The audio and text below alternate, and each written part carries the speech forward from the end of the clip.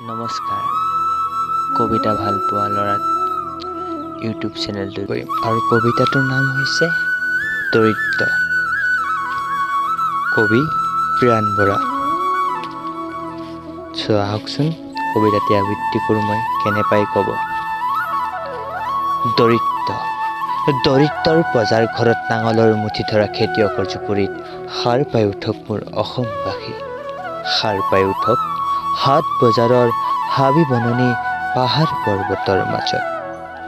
ভদ্ৰৰ মুখা পিন্ধা সেই অভদ্ৰৰ মানুহখিনিক সুধিছোঁ মই আজি, কোন দৰিদ্ৰ কোন প্ৰজাপতি আজি?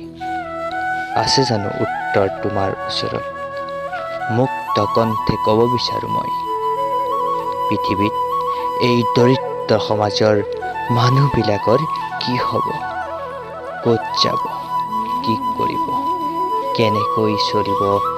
কেনেকৈ কৰিব জীৱন সংগ্ৰাম?